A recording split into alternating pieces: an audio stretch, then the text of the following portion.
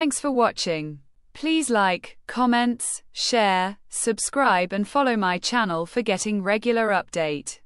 Capital rationing. When a company has several projects with positive NIV, but the funds available to invest are limited, the company has to see which projects Combinect would load to the highest NPV.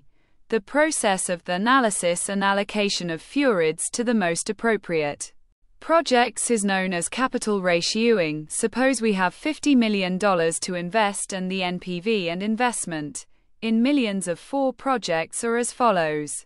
Solution. The combination of projects A and B has an NPV of 50, while that of Ches an NPV of, and so the second combination is a better pick. Had we no imitation on funds, we would have selected all the projects. মূলধন rationing যখন কোনো কোম্পানির বেশ কয়েকটি প্রকল্পে ইতিবাচক NIV থাকে কিন্তু বিনিয়োগের জন্য উপলব্ধ তহবিল সীমিত থাকে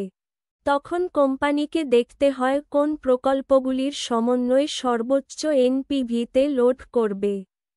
সবচেয়ে উপযুক্ত প্রকল্পগুলিতে ফিউরিডস বিশ্লেষণ এবং বরাদ্দের প্রক্রিয়াটিকে মূলধন অনুপাত বলা হয়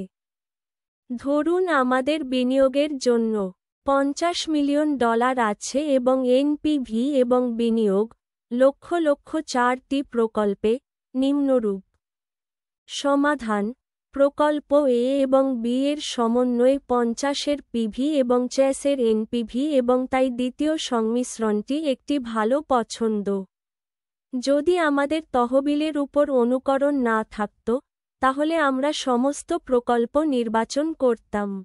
पूंजी राशनिंग जब किसी कंपनी के पास सकारात्मक एनआईवी वाली कई परियोजनाएं होती हैं लेकिन निवेश के लिए उपलब्ध धनराशि सीमित होती है तो कंपनी को ये देखना होता है कि कौन सी परियोजनाएं मिलकर उच्चतम एनपीवी प्राप्त करेंगी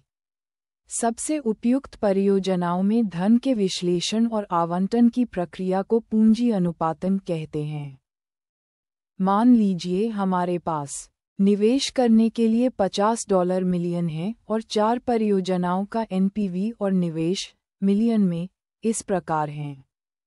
समाधान परियोजना ए और बी का संयोजन 50 का पीवी है जबकि परियोजना सी का एनपीवी 100 है इसलिए दूसरा संयोजन बेहतर विकल्प है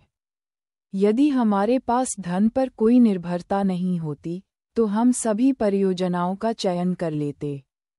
कैपिटल राशनिंग जब किसी कंपनी के पास मुस्बत एनआईवी के साथ मुताद्दिद प्रोजेक्ट होते हैं लेकिन सरमायाकारी के लिए दस्तयाब फंड्स महदूद हैं कंपनी को ये देखना है कि कौन से प्रोजेक्ट्स को मिलाकर सबसे ज़्यादा एनपीवी पर लोड हों ये सबसे ज़्यादा मुनासिब प्रोजेक्ट्स के लिए तजज़िया और फ़राइड्स की तक़सीम के अमल को सरमाए का तनासुब कहा जाता है फ़र्ज़ करें कि हमारे पास सरमायाकारी लिए $50 मिलियन है और एनपीवी और सरमायाकारी लाखों में 4 मंसूबे दर्ज झेल हैं हल प्रोजेक्ट्स ए और बा का मजमुआ 50 का पीवी है जबकि चेस का एनपीवी और इस तरह दूसरा मजमुआ एक बेहतर इंतखाब है अगर हमारे पास फंड्स पर कोई तकलीद ना होती तो हम तमाम मंसूबों को मुंतखब कर लेते